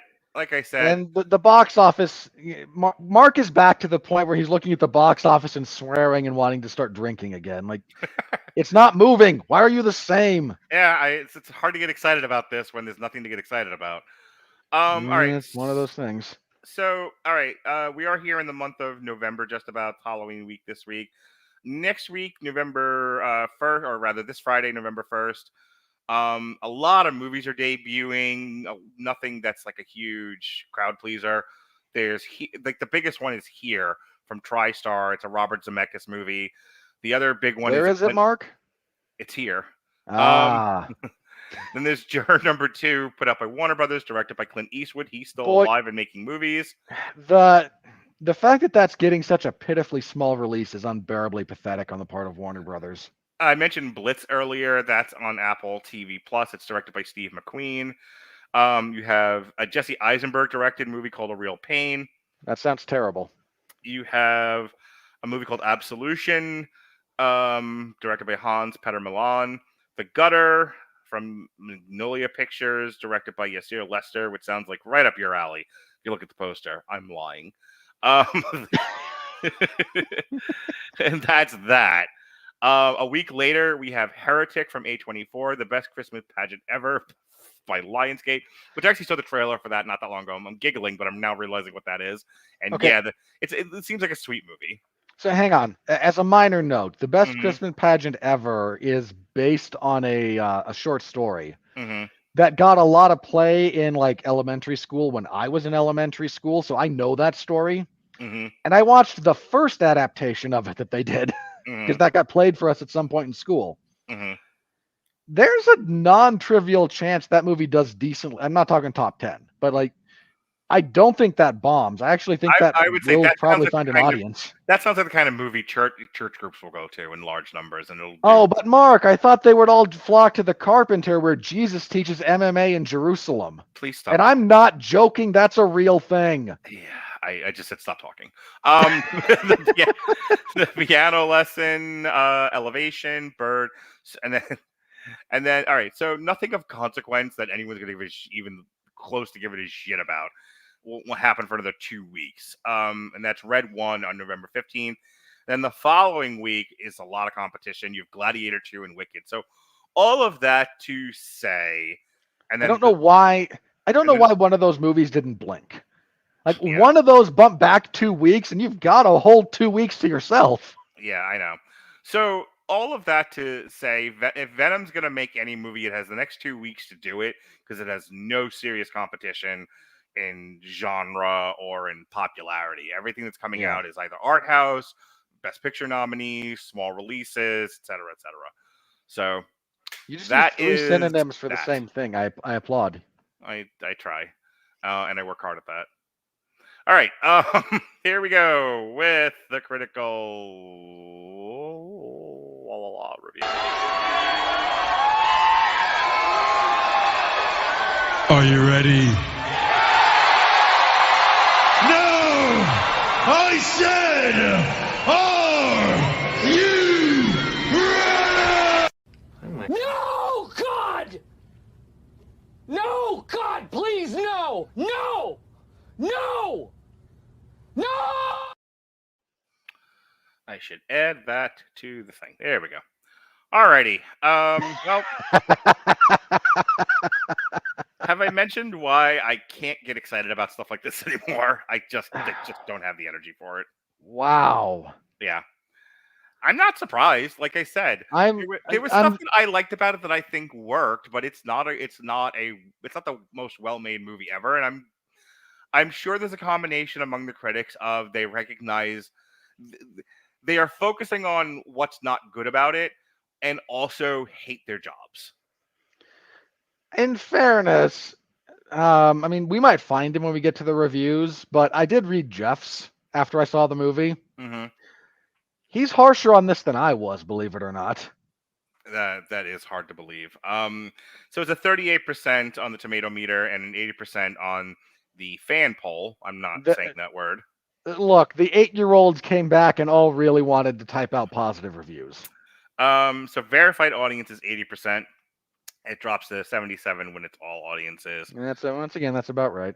The critical consensus reads the AI. always watchable Tom Hardy injects ample charisma into Venom: The Last Dance, but the offering buckles under its convoluted tonal ambitions. It's good AI. You did well there. It's a badly constructed sentence, but the sentiment is accurate. Yeah. Okay. Rendy Jones of Rendy Reviews is having an existential crisis. In typical Sony Marvel fashion, I get another horrendous mess. Also, in typical Sony Marvel fashion, I had a blast. Terrific. You know what? I applaud the honesty, believe it or not. That's one of the big things you and I have yelled about a lot is people who can't separate those two things. Nick Johnston of Vanyaland. Alas, there are... Sir, it's 2024. Go fuck yourself with alas. Alas, there are too many competing energies here to let the movie breathe. There was plenty of breathing room in the fucking middle. Did you... Like, what were you There's doing? there's more than enough room, but he's right about the conflicting visions in tone. Like that's the biggest problem in this thing, among other. Well, it's not the biggest, but it's among the biggest problems. Abby Bernstein of Assignment X. The good news is that it's energetic and fun. That's not the good news, and I'm not. It's good to know we found the supreme arbiter of fun again. Yeah. Speaking of which, Kevin Carr, a fat guy at the movies, a surprisingly good cast, including Tom Hardy, Juno Temple, and Chiwetel Ejiofor. struggle to carry the silly script, which feels like it was written by a group of hyperactive children on a diet of sugar cereals and pixie sticks. He's not wrong. Yep. He's really not. Yeah, I can't beat him up this week. Sarah Mars of Laney Gossip has now taken my life philosophy: expect less and never be disappointed. Yeah. There's your hetero life mate. Jeffrey Harris of 401mania.com. The film was another poorly thought out attempt by Sony to create the studio's own version of the MCU, using Spider-Man family characters who cannot and will not interact with Spider-Man on the big screen. Yep. That's a charitable pull for the blurb too. Let's see. Lou Thomas of Enemy New Musical Express. It's not big or clever, but it's enjoyable. I mean, sure. Let's just keep on shifting the goalposts, shall we? Kurt Loder strung together a lot of words. I'm not entirely sure it's a sentence. The Find endless out. space monster battle suggests more than anything else digital cockroach frenzies. That seems Yeah, like that entry is to a board word. game. That's a word. Is he okay? Did he have a stroke? That's some word salad right there. Your Kurt Loder is broken. Put new batteries in him. Yeah. Speaking of a girl who needs new batteries, Amy Nicholson of the New York Times, top critic. Former Is it just me, newspaper. or is it every week she's at a different paper now? You're not wrong. Okay, just want to make sure I'm not hallucinating. Honestly, I'd rather watch Eddie and Venom dicker over pizza toppings than team up for something as banal as saving the planet. I feel like Amy Nicholson validated my entire review. That's not a good thing. That should give you a little bit of pause there, Mark. I just like to be right. That's all. I tend to think more you validated her perspective It's certainly because I another take way to you look more at it. seriously. I appreciate that, sir. It's the nicest thing you've ever said to me. Kevin Marr from the Times UK, top critic. Sigh. Look, I agree, but you're a professional. Do Yeah. better. What a waste of ink. All right. Anything else here? So many. I mean, really, you should be reading the positive reviews because they're the ones most wrong. Fair. There's not a lot here. Travis Hobson of Punch Drunk Critics. The bar has been lowered enough it's excusable that it's not very good either, because at least it has the balls to be off the chain nutty. Ugh. No. A goopy send off to the oddest couple in all of Marvel. Also, you're attaching this to Marvel. If you mean the Marvel IP, this is not the goofiest couple that is in the Marvel IP. If you're somehow once again conflating this with the MCU, I just want to push your face through a window because no. Robbie Collin of Daily Telegraph UK, top critic. As Last Dances go, it's the Macarena in film form. Okay. It's a bit of a I reach. hate that that's kind of clever. I really do. Oh, you think that's clever? Kind of. Okay. Dude, you were just a bit. Hang on. Correct me if I'm wrong here. Okay. Yeah. You were a bit too old for the Macarena to really like permeate your existence. That's not true. I worked in catering halls. Okay. Because of your location, then yes, you would have. Yeah. But as a guy who was like in the 5th grade when the Macarena hit, Mm-hmm. you couldn't get away from that stupid thing. Yeah, that's very true. All right. Oh, hey, Grace Randolph has words. Pleasant enough for fans, but no effort has been made here. Hardy is. That's not true. I honestly think they gave this a good, honest try. That they were proud of what they did here. But again, that's kind of like, a bunch of mentally deficient children putting together fucking spaghetti faces. Look at this. We made kind of a sandcastle out of like buckets. Yeah. Oh, good for you. Ugh. Christy Puchko of Mashable, top critic. Venom: The Last Dance is therefore one half of a wonderful movie. Still, it's worth sticking through the rest of a totally gonzo finale that's somehow equally absurd and moving. Ma'am, I've seen Gonzo. This was not Gonzo. This isn't even close. Hey, you wouldn't you mention that William Bibiani was a big fan of this franchise? He loved the second one because he is very asexual and very LGBTQI forward, and anything anything that deals with that in a way that is expressive and positive, he artificially inflates. He has some prejudices. So, that being said, Hey, his review's right there. I'm going to read it. William Bibiani of The Wrap, top critic. Watching Venom The Last Dance is like watching the superhero genre die for 2 hours. Ouch. It's been dying for a lot longer. It's really, God, if he didn't like it, I can only imagine what Whitney's going to say, because Whitney doesn't like anything anymore. All right.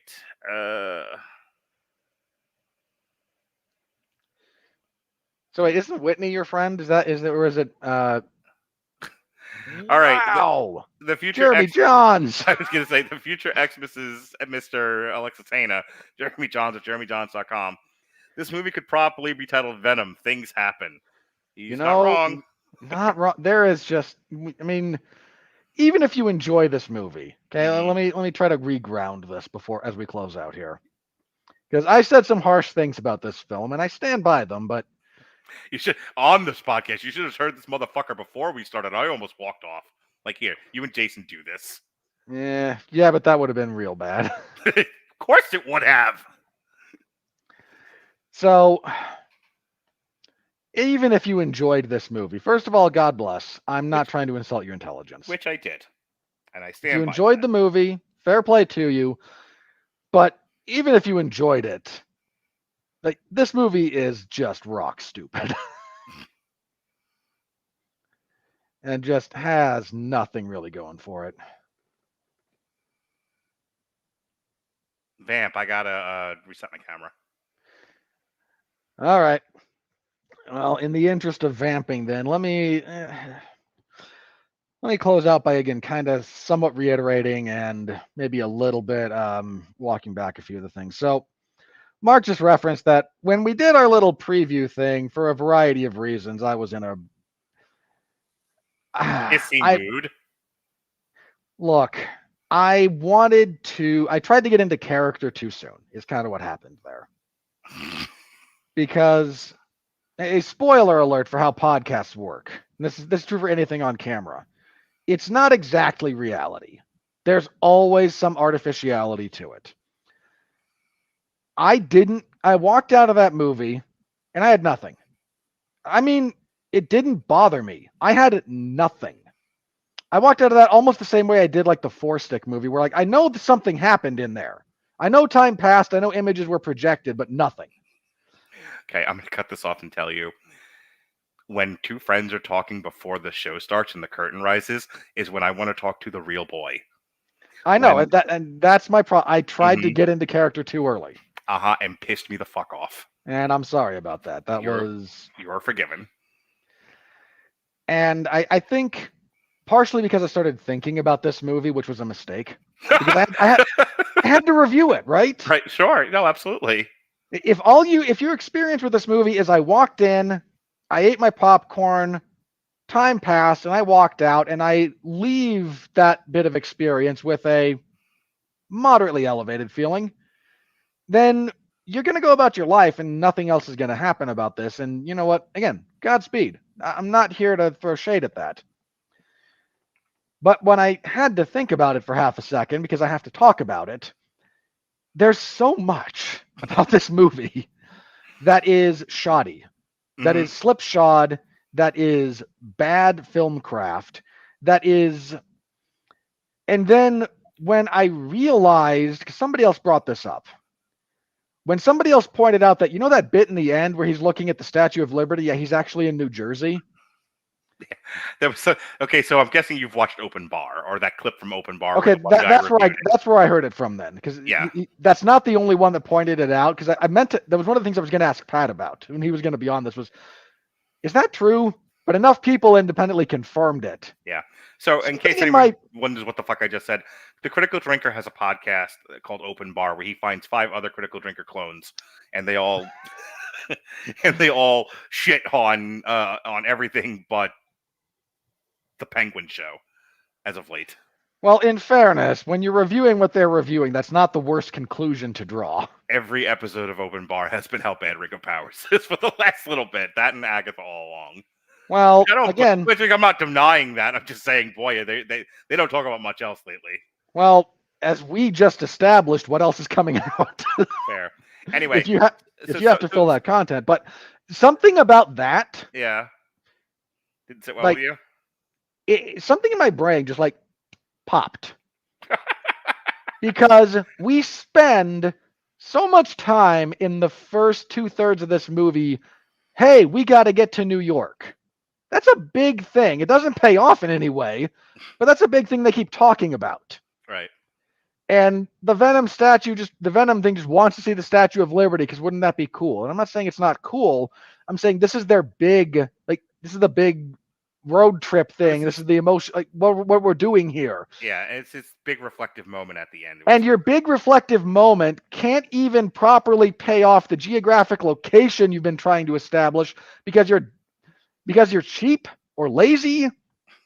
And you're only going to New York because you're desperate to be attached to Spider-Man anyway. And by the way, Sony, you can use Spider-Man.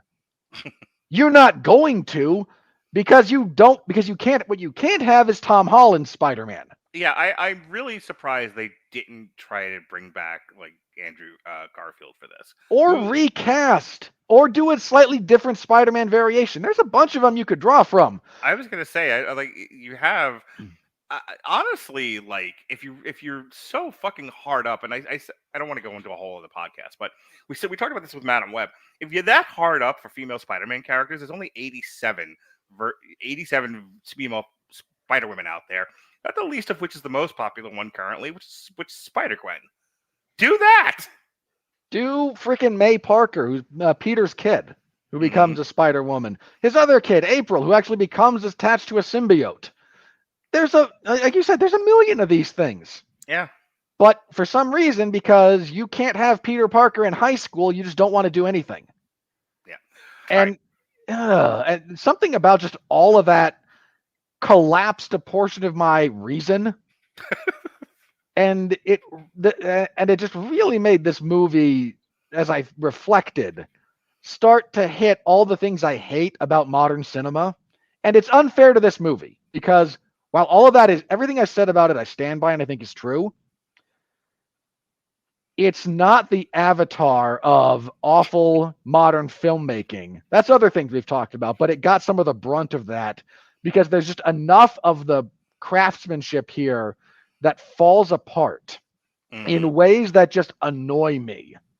That I got into a weird space about it, and then my cursing at the filmmakers got Mark to go, you know what? I don't want to be here. I spent 4 hours in a car while I was doing Uber Eats deliveries, waiting for my daughter to come out of choir after I went to a dental cleaning after I'd worked all day. The last thing I needed was to be argued about everything I was coming out of my mouth, no matter what I said. That's fair, and I hope I didn't argue with you about everything. So, moving on. This is it for me for this week. There's no more podcasts. We're done. No more podcasts. It's all over, folks. No, I didn't want to work on Halloween, so there's nothing on Thursday. So we did do a Metal Hammer of Doom jukebox yesterday. We had Mick Wanamaker on with Robert, Cooper, and Jesse. We talked Motley Crue canceled. I talked about Clowncore, which I just learned about, which was a fantastic thing. I would have introduced you to that earlier, but I assumed you already knew about it. Yeah, I know. I had no idea. So when my friend Steven showed it to me, I was like, "This is amazing. I must talk that about is that is like everything you love." Oh yeah.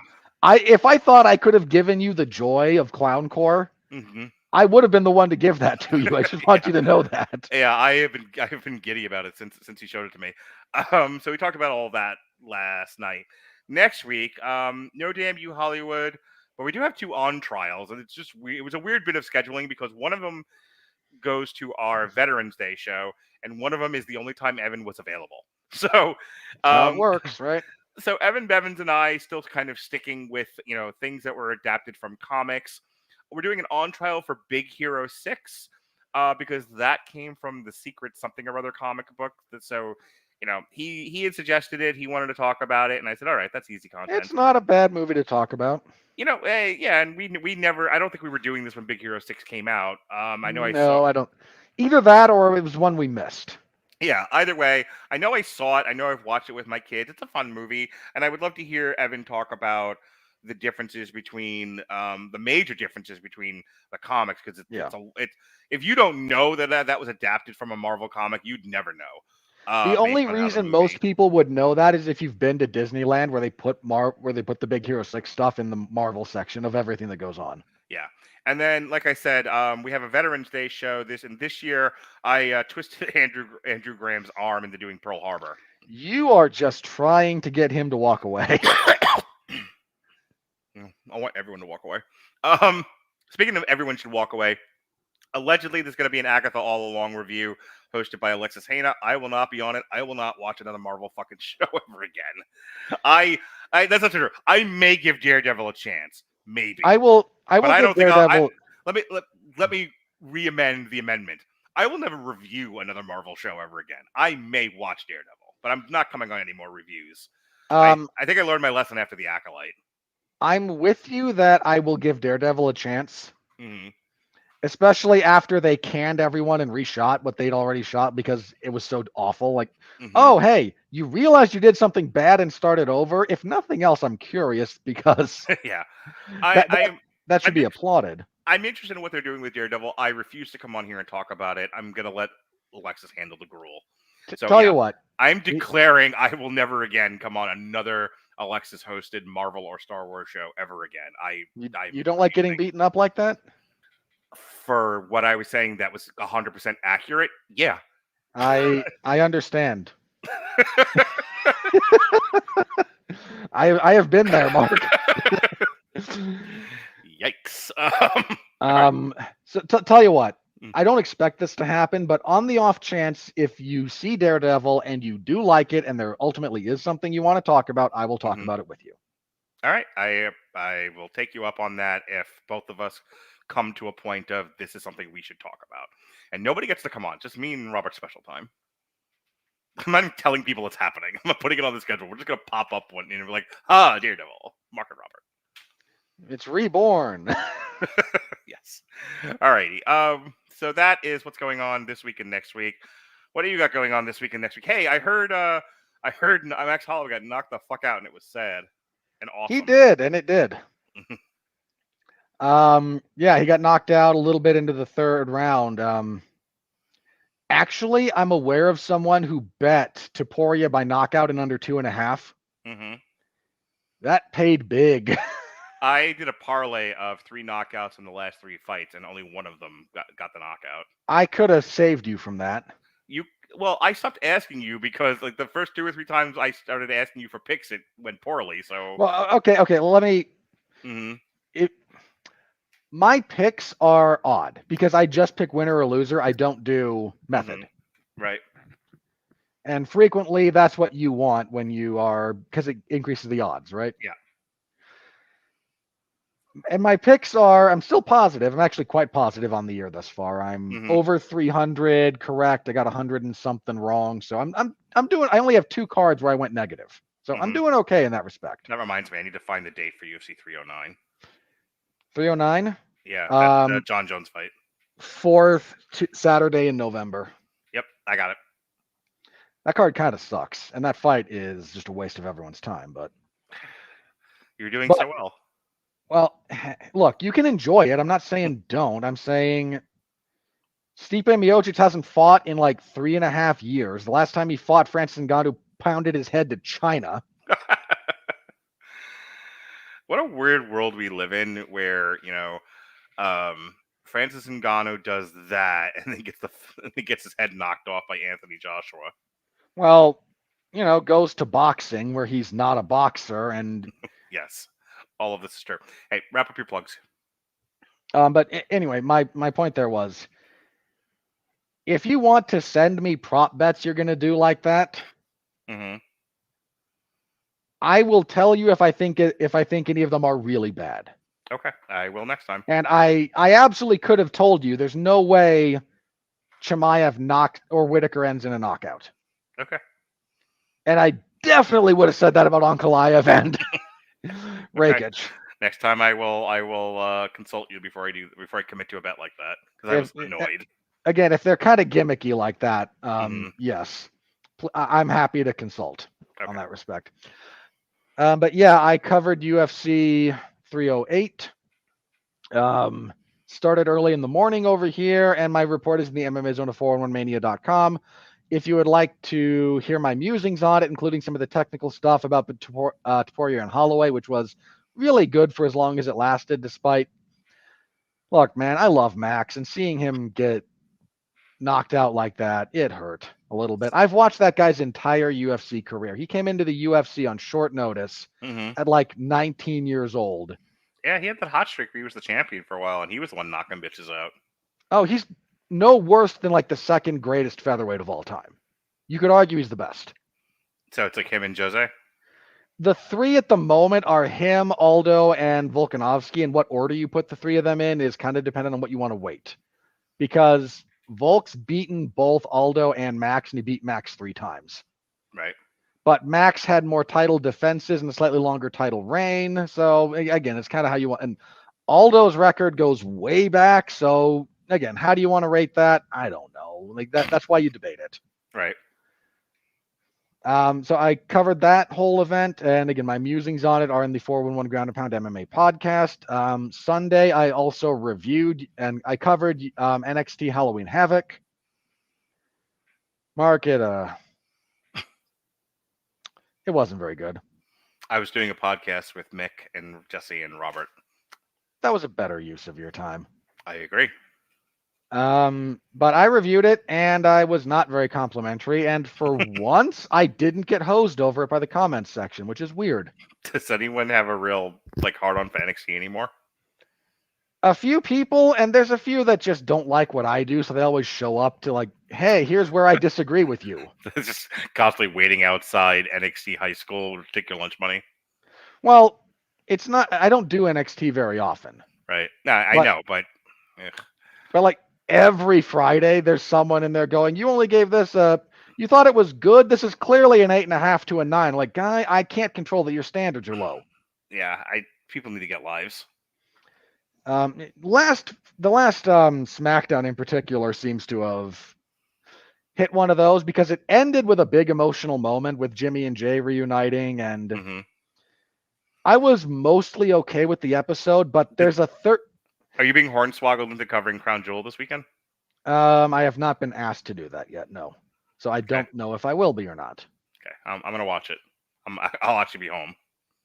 I will be covering SmackDown the night before, so there's that, which is probably pre-taped. I'll have to double check that, but or they're just doing it in Saudi, which they've started doing now instead of taping. Mm-hmm. They'll just do it at a weird hour over at the venue. Gotcha. So I will be covering SmackDown, and I'm sure Kevin Owens is going to attack Randy Orton in the main event because that's Cody and Randy against Gunther and Kaiser, and that's the big setup. And they're teasing that Kevin Owens has now finally snapped and is more dangerous than ever. And he needed the character refresh, he really did, but I also have a hard time getting excited about Kevin Owens in 2024. As someone who over-identifies with Kevin Owens, we really don't need a short fat guy going crazy. It's not a good look, as I've been told many times. So, but anyway, there's that, and then the UFC event on Saturday. I might miss the first couple of fights. I don't know. I've got a thing that I have no control over the time of that morning, and we'll see. But it starts at 3 my time, so I should be done by then, but I don't know. We'll find out. So that UFC event, they're in Edmonton, and the new rules are in effect for the first time. So curious to see how that plays out. They legalized 12 to 6 elbows, finally. Oh, really? And yeah. So you still can't hit the back of the head, but the 12 to 6 motion is no longer a problem. So that's cool. That's overdue. Really, what that opens up is the standing tomahawk elbow, which has been sorely missing in MMA striking, and I'm excited to see it enter the lexicon. I like seeing more elbows in MMA. I might actually start watching again. Why? We both know that's not true. Well, I don't. My life isn't quite what it used to be, so I actually have time for these sort of things now. They also changed the definition of a grounded fighter. to one that actually makes sense. You need something other than your hands and feet on the ground to be downed. Okay. Makes sense. So you can't be on your feet bent over with your hands on the ground and not get kneed in the head anymore. Doing like a 3-point stance. Yeah. Yeah. That Okay. is now fair game to be kneed in the head. You need something other than hands and feet. So elbow, knee, something else. Yeah, that actually makes a lot of sense, and hopefully it'll stop a lot of the, the flopping that would go on in MMA. A little bit, yeah, and I'm still of the opinion just legalize kicks and knees to the head of a downed fighter, but I'm me, so. Look, it took how many years to get this far? A lot, and it's really annoying, but there's a few states that do legally sanction the other rule set. It's the one that One Championship uses, and that scores the fight as a whole and does allow kicks and knees to the head of a downed fighter. So changing the unified rules is kind of a headache, but getting states to sanction other rule sets might be a slightly quicker path. The problem then is the UFC is still going to be kind of pissy about it and just won't use them. Okay. Never mind that it's the better rule set, but that's all stuff I talk about on the podcast on occasion. So again, coverage of SmackDown on Friday, UFC event on Saturday. And yeah, we are entering the doldrums of releases. So in a couple of weeks, we'll be talking about Ash vs. Evil Dead Season 3. Yeah, if you want to know what Robert and I are doing, because you love us so much, and tonight was just another example of the kind of magic and dynamism you can expect when Mark and Robert get together. I'm pretty sure our dynamic is what they modeled Eddie and Venom off of. Yes, we have Ash vs. Evil Dead Season 3 on November 11th, the actual Veterans Day, then Red 1, then Gladiator 2. So that's what's coming up for me and you and me, and we are all together. All right, folks, this has been a fun episode of Damn You Hollywood. Be well for Robert Winfree, for Jason Teasley, who is gone now, back to his home planet. He had to return to his home planet. Be well, be safe, and behave.